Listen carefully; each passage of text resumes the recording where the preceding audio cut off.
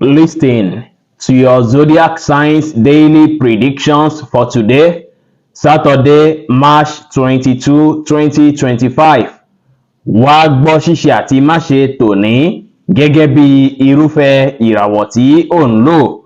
Mo kí Ọlọ́run ọba, mo ṣèbà Olódùmarè, ìbà kọ́dá ayé, ìbà ṣẹ̀dá ọ̀run, mo ṣèbà Ọ̀rúnmìlà atórí ẹni tí ò sunwọ̀n ṣe, mo júbà ọkùnrin, mo júbà obìnrin, mo kí gbogbo ojú tó ń wò mí níbikíbi tí ẹ ti ń gbọ́ mi káàkiri àgbáńlá ayé. Èyí ni ìwádìí ojoojúmọ́ fún gbogbo ìràwọ̀ pátá àti ṣíṣe àti máṣe fún gbogbo ìràwọ̀ pátá ti tòní tí ń ṣe ọjọ́ Saturday, March 22 ọdún 2025 tí a wà nú ẹ̀ yìí. Ẹ̀yin tí ẹ̀ ń wò mí pátá, ẹ dákun ẹ dábọ̀ ẹ bá ń share fídíò yìí kó kárí ilé kó kárí oko, kó lè jẹ́ ìwúlò àti àǹfààní fún ọ̀pọ̀lọpọ̀ ènìyàn. Bẹ́ẹ̀ sì ni kẹ́ má gbàgbé láti follow kí ẹ sì subscribe kẹ́lẹ́ pẹ̀ láwọn tá máa jàǹfààní onírúurú fídíò tá à ń fi léde lójoojúmọ́ fún ìdàgbàsókè ìjọmọ ènìyàn. Ẹ̀yin tẹ́ sì fẹ́ ṣèwádìí onírúurú láǹfààní láti kàn sí wa ní WhatsApp 09033897161. Ẹ̀yin tẹ́ ń lò ràwọ̀ iná tó kan yan Aries, ẹ̀yin tá a bí láàrin March 21 sí April 20. Ọjọ́ tòní máa jọ́jọ́ tó dára púpọ̀, pàápàá láti fi lo àkókò àti ìgbà pẹ̀lú mọ̀lẹ́bí àti ọ̀rẹ́. Láàrin bí ẹ ṣe ń ṣe yìí, kẹ́ rí dájú pé ìlera ara yín kó jẹ yín lógún dáadáa, kí ẹ mójútó dáadáa. Lọ́jọ́ tòní ẹ̀yin tẹ́ bá ti ralẹ̀ síbì kan bóyá níbi tó jìnnà tó ṣe pẹ́ rà pamọ́, ọjọ́ tòní dára láti tà á látàrí pé máa rérè ń jẹ tó pọ̀ lórí ẹ̀. Bẹ́ẹ̀ sì ni ó ṣeé ṣe kí challenges kékeré fẹ́ wáyé láàrin ẹ̀yin àti mọ̀lẹ́bí látàrí nǹkan kékeré, ṣùgbọ́n o lè ní ẹ̀yin àti olólùfẹ́ yín máa ní ìgbà àti àkókò tó dára láti lò papọ̀. Agbára kankan máa wà fún yín dáadáa lénìí. Ẹ̀wà rẹra yín lẹ̀kẹ́ ṣe dáadáa sáwọn èèyàn lénìí, kí ẹ sì rí dájú pé ṣe gbogbo nǹkan tí á mú kí inú yín dùn káyọ̀ yín kún lénìí pátá. Maroon jẹ́ kọ́lọ̀ tó dára jù fún yín láti wọ̀ láṣọ lónìí. Aago 4 kọjá 30 ìṣẹ́jú ní ìrọ̀lẹ́ sí aago 5 kọjá ìṣẹ́jú 15 ní ìrọ̀lẹ́ ní àkókò èyí tó dára jù fún yín láti fi ṣe ohun tó ṣe kókó tó ṣe pàtàkì jù nínú ìgbésí ayé yín ní ọjọ́ tòní. Ẹ̀yin tẹ́ ń lò ràwọ̀ erùpẹ̀ alámọ̀ Taurus, ẹ̀yin tá a bí láàrin April 21 sí May 20. Ìbáṣepọ̀ ẹ̀yin àti mọ̀lẹ́bí yín máa dára tásìkò fún dùnnú àtayọ̀ dáadáa lọ́jọ́ tòní. Tẹ́ bá ní occasion kan tàbí party kan lọ́jọ́ tòní, kẹ́ rí dájú pé ẹ ṣiṣẹ́ àṣekára ju bó ṣe yẹ lọ, torí àwọn kan máa pọ̀ tí ó máa fẹ́ gbalẹ̀ kan láwùjọ yín tẹ́ máa fẹ́ gbéṣe lọ́jọ́ tòní. Lọ́jọ́ tòní àìlè ní willpower wípé nǹkan báyìí máa gbé ṣe, ó ṣeéṣe kó àfẹ́ẹ̀tì yín láyé iṣẹ́ lọ́jọ́ tòní. Ó dára kí ẹ béèrè àmọ̀ràn látọ̀dọ̀ ẹni tó dàbí bàbá tàbí bàbá yín gangan lọ́jọ́ tòní lórí ọ̀rọ̀ iṣẹ́ yín. Ìyẹn máa ran iṣẹ́ yín lọ́wọ́ lénìí. Gbogbo akitiyan tí ẹ bá ń ṣe lénìí láti fi rí dájú pé ẹ̀yin náà ti ẹ̀ create àkókò díẹ̀ láti fi sinmi fúnra yín, ó ṣeéṣe kí ó má wulẹ̀ yọ rárá látàrí pé máa bísí púpọ̀ lénìí. Kí ẹ má kánjú ju bó ṣe yẹ lọ lórí ohunkóhun rárá, kí ẹ má fi ọkàn sí gbogbo nǹkan tí ẹ bá ń retí kó lè wọlé ní ìrọ̀rùn. Ẹ tẹpá mọ́ṣẹ́ kẹ́ sì ṣe dáadáa sáwọn èèyàn lénìí. Green jẹ́ kọ́lọ̀ tó dára jù fún yín láti wọ̀ láṣọ lónìí. Aago 11 láàárọ̀ sí aago 12 kọjá 30 ìṣẹ́jú ní ọ̀sán ní àkókò èyí tó dára jù fún yín láti fi ṣe ohun tó ṣe kókó tó ṣe pàtàkì jù nínú ìgbésí ayé yín ní ọjọ́ tòní. Ẹ̀yin tẹ́ ń lò ràwọ̀ afẹ́fẹ́ aláwàdà Gemini, ẹ̀yin tá a bí láàrin May 21 sí June 21. Lénìí ìgboyà máa wà fún yín, ẹ sì máa wà well determined lórí ohunkóhun tí ẹ bá ń gbé ṣe ní àyè iṣẹ́. Ẹ máa lè yanjú gbogbo nǹkan tí ẹ bá fẹ́ yanjú ní ìrọ̀rùn. Bẹ́ẹ̀ sì ni ìgbàgbọ́ ní kíkún tẹ ní nínú ara yín á ràn yín lọ́wọ́ láti borí kùdìẹ̀kudiẹ tó ń lọ láyìíká ilé, tí ẹ sì máa lè àdírẹ́sì ẹni issue tó bá ń wáyé nínú márèjì yín lénìí. Bẹ́ẹ̀ sì ni lọ́jọ́ tòní tí ẹ bá ń wá olólùfẹ́, kí ẹ mọ̀ dájú pé ọkàn yín ni kẹ́ ẹ tẹ̀lé, nǹkan tó bá sọ sí yín lọ́kàn báyìí ni kí ẹ ṣe. Ọkàn yín ò ní sí yín lọ́nà láéláé lọ́jọ́ tòní o. Lénìí kẹ́ jẹ́ kí ara yín yá gágá, kí ẹ ní ìrètí pé nǹkan máa dára, kí ẹ sì máa fojú dáadáa wo àwọn nǹkan nínú ìgbésí ayé yín lọ́jọ́ tòní. Ẹ fi ìgboyà ṣe ohunkóhun lọ́jọ́ tòní o, látàrí pé ilé máa ràn yín lọ́wọ́, á jẹ́ kí ẹ ṣàṣeyọrí lórí ohunkóhun tí ẹ bá ń lé, tí ẹ bá ń fẹ́ pátápátá.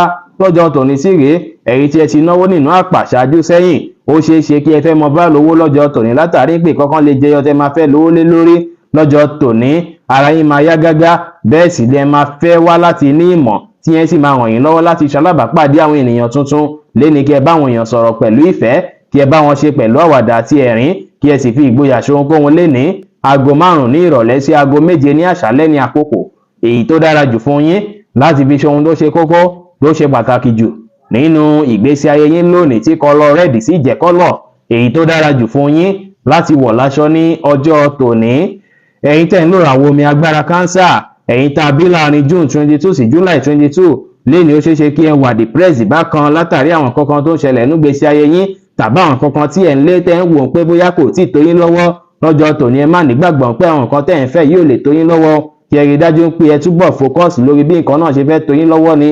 Lénìí kò sí nǹkan tó lè dí yín lọ́wọ́ láti má ṣàṣeyọrí lórí ohun tí ẹ bá ń lé. Ẹ má waste energy yín lórí àwọn nǹkan tí ó tọ́ bí àbí àǹbáyàn fàfàǹfà tí ò necessary látàrí pé kò láǹfààní kan tó fẹ́ ṣe fún yín. Tẹ́ bá ti ń tiraka láti rí dájú pé ẹ rí owó yá àbí ẹ rí lóònù kan gbà níbì kan látijọ́ mẹ́ta, ó ṣeéṣe lọ́jọ́ tòní kí ẹ wà lọ́kì. Àyíká ilé yín àti ìbáṣepọ̀ yín pẹ̀lú olólùfẹ́ yín máa tún dánmọ́rán tá tẹ́ yín lọ́rùn lénìí. Ẹ ṣàwọn nǹkan tá mú kí inú yín dùn káyọ̀ yín kún lénìí. Kí ẹ wà positive minded, kí ẹ sì má ṣe jẹ́ kára ya yín ju bó ṣe yẹ lọ lórí ohunkóhun. Bẹ́ẹ̀ sì ni kí ẹ rí dájú pé ẹ fọgbọ́n àtòyé tọ́lọ́ fún yín kóhunkóhun tí ẹ̀ ń ṣe lénìí. Pọ́pù jẹ́ kọ́lọ̀ tó dára jù fún yín láti wọ̀ láṣọ lónìí. Aago 4 ní ìrọ̀lẹ́ sí aago 5 ní ìrọ̀lẹ́ ní àkókò èyí tó dára jù fún yín láti fi ṣe ohun tó ṣe kókó tó ṣe pàtàkì jù nínú ìgbésí ayé yín ní ọjọ́ tòní. Ẹ̀yin tẹ́ ń lò ràwọ̀ iná tó gbóná riri Leo, ẹ̀yin tá a bí láàrin July 23 sí August 22, ọjọ́ tòní àwọn nǹkan dáadáa máa ṣẹlẹ̀. Bẹ́ẹ̀ sì ni gbogbo nǹkan tí ẹ bá dáwọ́lé ajá sáyọ̀ ajá síre, ẹ máa ṣàṣeyọrí lórí rẹ̀. Bákan náà sì rèé, kí ó tó di ọwọ́ ọ̀sán gbogbo nǹkan tẹ́ bá fẹ́ yanjú ní iṣẹ́ pátá ẹ rí yanjú ní kíákíá. Bẹ́ẹ̀ sì lórí ire wà lẹ́gbẹ̀ẹ́ yín pẹ́kípẹ́kí lọ́jọ́ tòní. Ẹ̀yin ṣáà ti relax kẹ́ enjoy ara yín. Ẹ̀yin àti mọ̀lẹ́bí yín ìbáṣepọ̀ tó dánmọ́rán máa wà láàrin yín tí ẹ sì máa jẹ́ kí ẹ tún rí ìrànwọ́ látọ̀dọ̀ mọ̀lẹ́bí lọ́jọ́ tòní. Kí ilẹ̀ òní tó ṣú, inú yín máa dùn pé ọjọ́ tòní dára púpọ̀ o, ẹ rọ́jọ́ tòní lò dáadáa. Bákan náà láfikún, ó ṣeéṣe kí ẹ gba ìròyìn ayọ̀ kan èyí tí ó tún máa mú kí inú yín dùn káyọ̀ yín kún.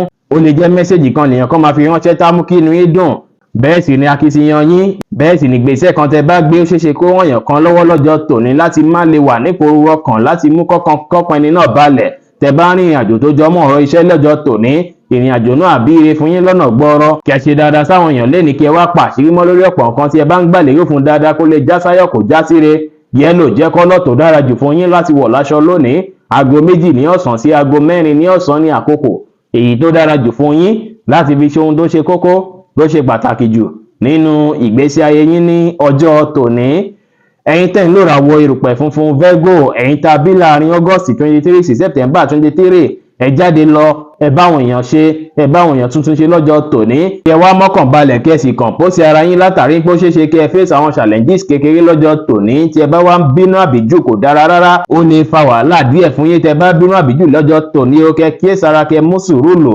Ẹ má yára pinnu àbí yára gbégbèsè lórí pé ẹ fẹ́ invest lórí kankan, àti ní pàápàá for now ẹ pa nǹkan tó jọmọ́ ẹ fẹ́ invest lórí kankan tì.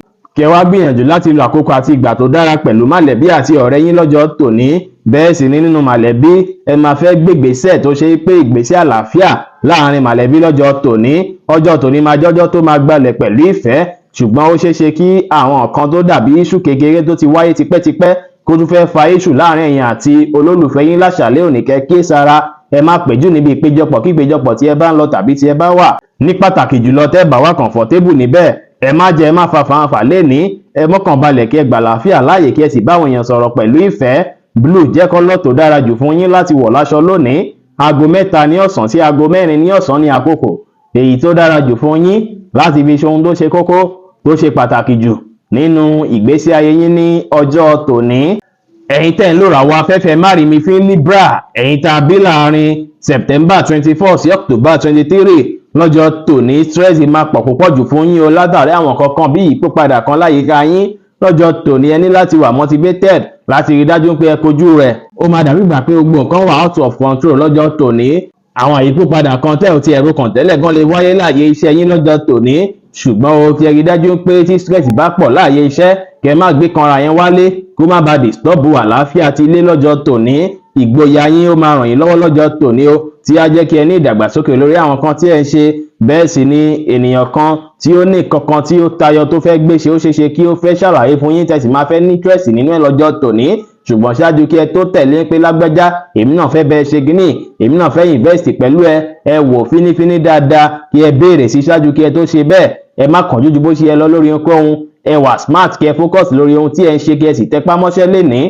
Red jẹ́ kọ́lọ̀ tó dára jù fún yín láti wọ̀ láṣọ lónìí. Aago 9 láàárọ̀ sí aago 9 láàárọ̀ ní àkókò èyí tó dára jù fún yín láti fi ṣe ohun tó ṣe kókó tó ṣe pàtàkì jù nínú ìgbésí ayé yín ní ọjọ́ tòní.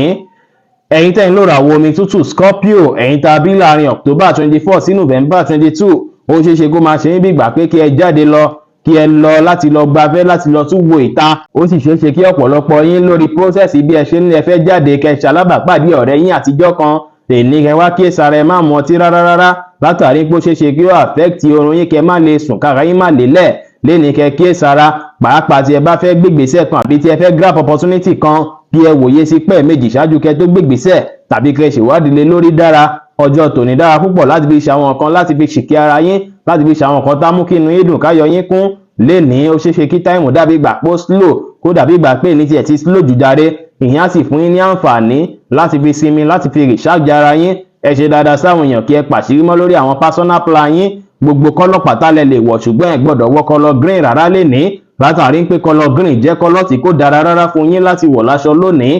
Aago 5 kọjá 30 ìṣẹ́jú ní ìrọ̀lẹ́ sí aago 6 kọjá 30 ìṣẹ́jú ní ìrọ̀lẹ́ ní àkókò èyí tó dára jù fún yín láti fi ṣohun tó ṣe kókó, tó ṣe pàtàkì jù nínú ìgbésí ayé yín ní ọjọ́ tòní. Ẹ̀yin tẹ́ ń lò ràwọ̀ iná àtùpà Sagittarius, ẹ̀yin tá a bí láàrin November 23 sí December 22, àwọn nǹkan dáadáa wà fún yín lọ́jọ́ tòní o. Tẹpá mọ́ṣẹ́ yín á jẹ́ ètò máa fi gbóríyìn fún yín láàyè iṣẹ́ lénìí. Ẹ enjoy ara yín lọ́jọ́ tòní, ó dára bẹ́ẹ̀ ju kí ẹ máa distract ara yín pẹ̀lú àwọn ìṣòro tó ń ṣẹlẹ̀ lọ. Lénìí kẹ́ kíyèsára, ẹ má criticize ara yín rárá, látàrí pé kò ní jẹ́ kí spirit yín yá gágá, kò ní jẹ́ kára yá gágá lénìí. Ẹ rí dájú pé ẹ kíyèsára pẹ̀lú ìbínú, kí ẹ sì rí dájú pé ẹ fi tọ̀wọ̀tọ̀wọ̀ bá wọn tí ẹ dìjọ ń ṣiṣẹ́ ṣe. Tí ẹ bá tẹ̀lé léyìí, ó ṣeé ṣe kó fẹ́ lákòóbá tó máa ṣe láàyè iṣẹ́ yín àti lórí ọ̀rọ̀ owó. Lọ́jọ́ tòní ẹ máa ráwọn àǹfààní kan, ṣùgbọ́n kí ẹ kíyèsára, èèyàn kan lè fẹ́ disappoint yín lọ́jọ́ tòní o. Bẹ́ẹ̀ sì ni àwọn tó jẹ́ bí relative olólùfẹ́ yín lọ́jọ́ tòní, ó ṣeé ṣe kí wọ́n fẹ́ ṣe nǹkan kan lọ́jọ́ tòní tó máa fẹ́ ṣàkóbá fún ìrọ̀rùn ìgbéyàwó yín. Ẹ má wá finú tọ́yàn rárá lénìí, ẹ má gbára léèyàn rárá. Ẹ tẹpá mọ́ṣẹ́ kí ẹ sì ní ìrẹ̀lẹ̀ dáadáa lọ́jọ́ tòní. Green jẹ́ kọ́lọ̀ tó dára jù fún yín láti wọ̀ láṣọ lónìí. Aago 3 ní ọ̀sán sí aago 4 ní ọ̀sán ní àkókò èyí tó dára jù fún yín láti fi ṣohun tó ṣe kókó, tó ṣe pàtàkì jù nínú ìgbésí ayé yín ní ọjọ́ tòní. Ẹ̀yin tẹ́ ń lò ràwọ̀ èrùpẹ̀ eléruku Capricorn, ẹ̀yin tá a bí láàrin December 23 sí January 19, ó ṣeé ṣe kí ẹ ríra yín ní ẹni tó ń tẹpá mọ́ṣẹ́ púpọ̀ tí èyí sì lè fẹ́ jẹ́ kí ẹ wà bothered bákan. Ó ṣeé ṣe kí àwọn ìdíwọ́ ìdènà kọ̀ọ̀kan wà lójú ọ̀nà fún yín, ṣùgbọ́n kí ẹ rí dájú pé ẹ kíyèsára, kí ẹ rọra focus lé lórí, kí ẹ sì rí dájú pé ẹ clear gbogbo rẹ̀ kúrò lọ́nà. Lénìí kí ẹ rí dájú pé ẹ ṣe ìkọ́yín létòlétò látàrí pé àwọn yìí lọ́wọ́ láàyè iṣẹ́ lọ́jọ́ tòní. Ó wá ṣeé ṣe kí ẹ padà wá rí ìrọ̀rùn àti ìfọkànbalẹ̀, kí ìrọ̀lẹ́ tó lẹ́sẹ̀ sì máa padà lọ àkókò àti ìgbà pẹ̀lú àwọn olólùfẹ́ yín. Ẹ wá rí dájú pé ẹ ní ìrètí gbogbo nǹkan máa dára, kí ẹ focus, kí ẹ sì lo ìgboyà yìí máa ràn yín lọ́wọ́ láti yí àwọn nǹkan tí ẹ ń gbà lérò fún dáadáa láti sọ di àṣẹ fún yín. Tí ẹ bá wá rìnrìn àjò lénìí, ẹ kíyèsára dáadáa pẹ̀lú àwọn nǹkan níyín, kó má dàbí ìgbà pé ẹ misplace kankan tàbí kọjá yín lólè. Bẹ́ẹ̀ sì ni lọ́jọ́ tòní àwọn nǹkan tó ti ṣẹlẹ̀ sẹ́yìn kí ẹ má wulẹ̀ tébùlẹ̀ rárá lénìí, kí èrò ọ̀hún lè wáyé láàárín ẹ̀yin àtàwọn olólùfẹ́ yín lénìí. Ẹ ní ìrètí gbogbo nǹkan ti dára, ẹ ní ìgbàgbọ́ ní kíkún nínú ara yín, ẹ free mind yín kí ẹ sì jẹ́ kára yín yá gágá lénìí. Aago 4 kọjá 30 ìṣẹ́jú ní ìrọ̀lẹ́ sí aago 6 ní ìrọ̀lẹ́ ní àkókò èyí tó dára jù fún yín láti fi ṣohun tó ṣe kókó, tó ṣe pàtàkì jù nínú ìgbésí ayé yín lónìí, tí kọ́lọ̀ yẹ́lò sì jẹ́ kọ́lọ̀ èyí tó dára jù fún yín láti wọ̀ láṣọ ní ọjọ́ tòní. Ẹ̀yin tẹ́ ń lò ràwọ̀ afẹ́fẹ́ oníbínú Aquarius, ẹ̀yin tá a bí láàrin January 20 sí February 19, ẹ máa wà determine púpọ̀ lénìí tí ẹ sì máa tún mú sùúrù lò lórí ohunkóhun tí ẹ bá ń ṣe lọ́jọ́ tòní, tí a sì ràn yín lọ́wọ́ lọ́nà gbọ́rọ̀. Lọ́jọ́ tòní ẹ máa lè handle kan pẹ̀lú maturity, tí ẹ sì máa jẹ́ kí ẹ lè kojú àwọn nǹkan tó dàbí ìṣòro tẹ́ sì borí rẹ̀ lọ́jọ́ tòní. Bákan náà sì rèé, ìlera ara yín máa jí pépé. Akitiyan tẹ́ ń ṣe láti ra àwọn èèyàn lọ́wọ́, ó ṣeé ṣe kí ó fẹ́ bí kí ẹ náà ra àwọn èèyàn lọ́wọ́ dáadáa lọ́jọ́ tòní, ṣùgbọ́n kí ẹ kíyèsára, kí ẹ má nànú àpà rárá. Bẹ́ẹ̀ sì ni tó bá ṣe pé nìkan tó ṣe kókó kan tí ẹ fẹ́ bólólùfẹ́ yín sọ, èní dára láti fi sọ o. Ẹ má wulẹ̀ dílé rárá, ẹ má sọ lọ́la, ọ̀la lè pẹ́ jù láti fi sọ ọ̀rọ̀ bẹ́ẹ̀ fún wọn. Lénìí kí ẹ rí dájú pé àwọn nǹkan tí ó ṣe kókó fún yín láti mójútó ní ààyè iṣẹ́, kí ẹ mójútó wọn. Ẹ lè láǹfààní láti rìláàsì lọ́la, ẹ rẹra yín lẹ̀ kí ẹ sì wá ìrọ̀rùn láwùjọ yín lénìí.